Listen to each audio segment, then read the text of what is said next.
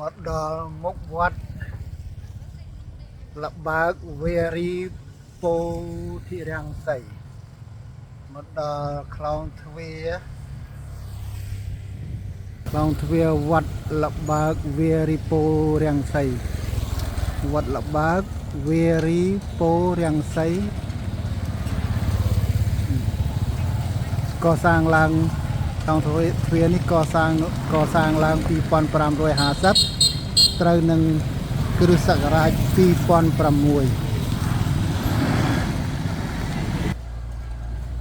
មកដល់វត្តលបើកហើយដល់វត្តលបើកហើយពហិរាងចាស់បន្តិចប៉ុន្តែរមណីយដ្ឋាននឹងមានព្រះទ្រង់បាទ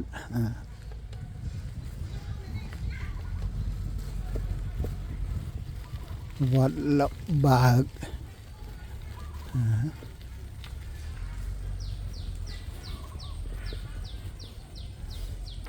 វត្តលបើកពោធិរាំងសី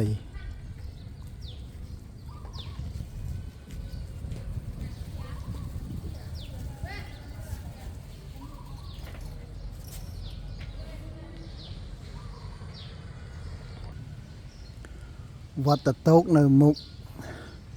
នេះនៅក្នុងភូមិតតោកប៉ុន្តែវត្តវេរីពោរាំងសី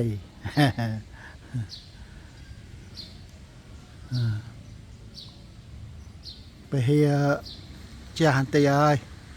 យូរឆ្នាំហើយមិនបានលាបថ្នាំលាបអី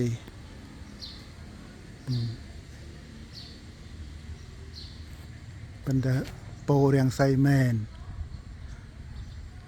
មើលទៅនោះគឺជាប្រហែលជាសាលាធម្មសភា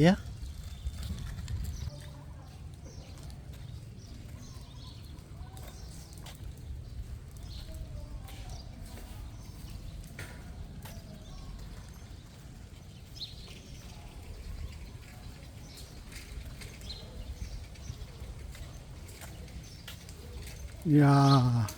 រាជសីនេះអានេះហាមាត់កាចអ្វី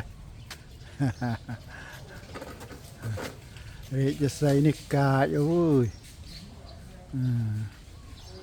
សាលាឆាន់សាលាបុណ្យសាលាធម្មសភា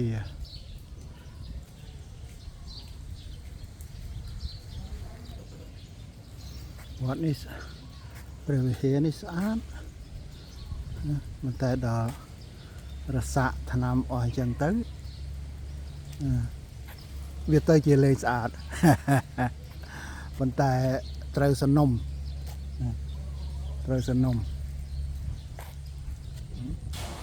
អានេះមើលពីចង្ហៀងណាមកដល់នេះមានការចម្លែកចេតិយនេះធ្វើជារូបកោដ្ឋណានេះចង្ហៀងពីរចាំខ្ញុំថតកណ្ដាលសិនប៉ុណ្ណឹងឯងអាចទទួលយកបានចេតិយតូចទៀបល្មមដែលយើងអាចថតព្រះវិហារហ្នឹង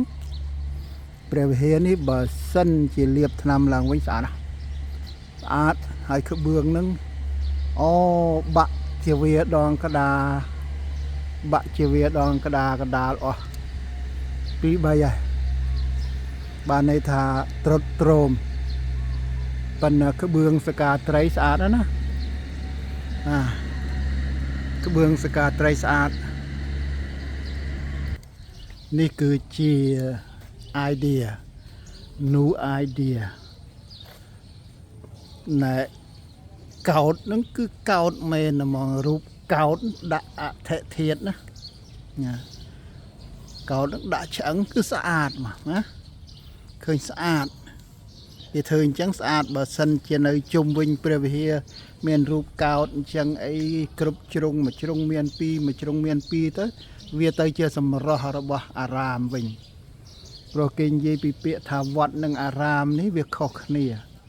ពាក្យថាវត្តគឺវត្តប្រតិបត្តិមកវត្តគឺរក្សាសិលស្ងប់ស្ងៀមមិនមែនមកវត្តដើម្បីនិយាយដើមគ្នាទេ រីឯអារាមគឺដើមឈើនេះសម្រស់ផ្កាភ្ញីនៅក្នុងវត្តនោះវាមានរៀបរយរបៀបរបបហ្នឹងគេហៅអារាមហើយវាជាសួន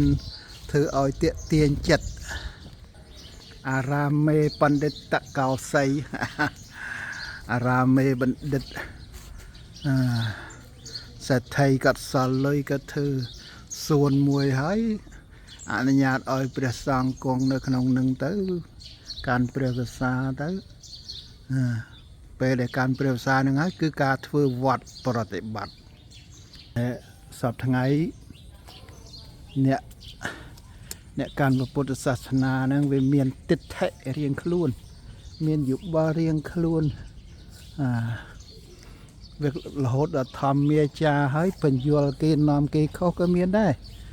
ជាថាត្រូវហើយនិយាយខ្ញុំនិយាយត្រូវធ្វើតាមខ្ញុំទៅប៉ុន្តែវាខុសវាអត់ចម្រើននៅក្នុងសង្គមវត្តអំពួរវ័នស្វាយដង្គម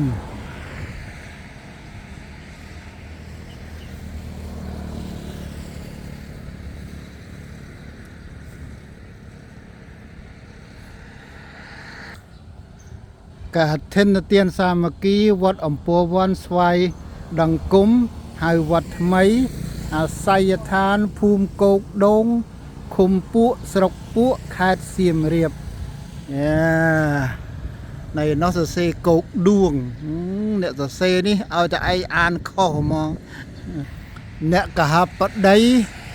កសាងខ្លោងទ្វារនេះលោកតាប៉ោកមិត្តប៉ោកមិនិងលោកយាយមាសរៀមជីវៀងពីខាងនោះមកណាចេញពីខាងនោះមកវៀងមករត់ថ្នល់ជាតិហើយបានចូលមកដល់នេះវិញវត្តថ្មីនេះសិតកន្លែងគេដាក់មុងដាក់ធាតុម៉ែឪគេសម្រាប់លោកសឹងបាន2អង្គកតុបខ្លោងទ្វារនេះអត់តោះមកស្អាតដល់ហើយក្បាច់ហូលនេះវត្តស្វាយដង្គមភិក្ខុនីនឿនព្រមទាំងពុទ្ធបរិស័ទអូស្អាតម្លេះក្បាច់នេះ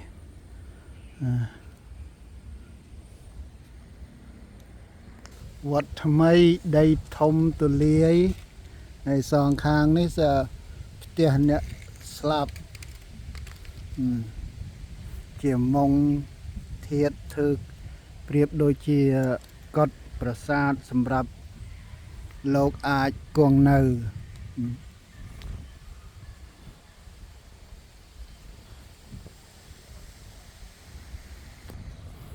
នេះគឺជាសាលាបុណ្យ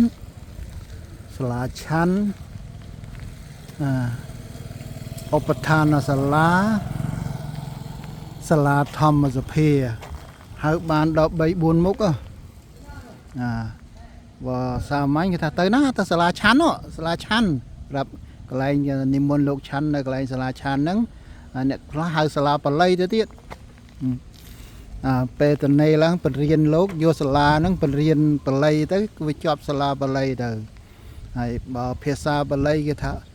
ឧបដ្ឋានសាលាអ្នកចេះបល័យហ្នឹងបកប្រែទៅខ្ញុំមិនចេះទេសាលាធម្មសភាបានន័យថាម៉េចវាមានអាចហៅបាន3 4ពាក្យឥឡូវបន្តទៅថតព្រះវិហារម្ដងអូព្រះវិហារនេះខ្ពស់មួយជាន់នេះប៉ុន្តែគេលើកខឿននៅខ្ពស់ទៅហើយអូអត់តោះហ្មងស្អាតណាស់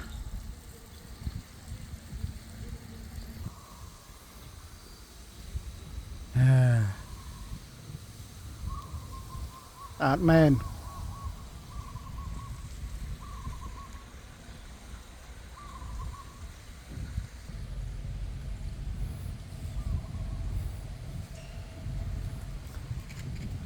ឥឡូវបានចាំពាក្យមួយព្រះវិហារនេះខ្ពស់លលីដោយប្រាសាទលលីអញ្ចឹងណា ពោះលលីស្អាតណាស់ស្អាតណាស់ប៉ុន្តែរសាហើយមានឈ្មោះថាវត្តថ្មីមែនប៉ុន្តែទៅជាសាកពួរហើយសាកពួរហើយទៅជាចាស់ហើយណាខ្ពស់លលីខ្ពស់លលីខ្ពស់លលី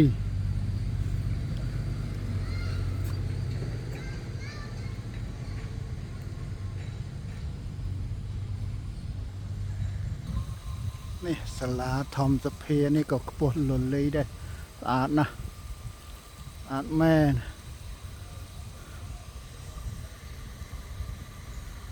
អូខេបងប្អូនសូមឲ្យបងប្អូនបានពេចពេលមើលចិត្តទីកប់ចិត្តមានសេចក្តីប្រាថ្នាដោយខ្ញុំដែរមានសេចក្តីប្រាថ្នាដោយខ្ញុំដែរអូខេបាយបាយ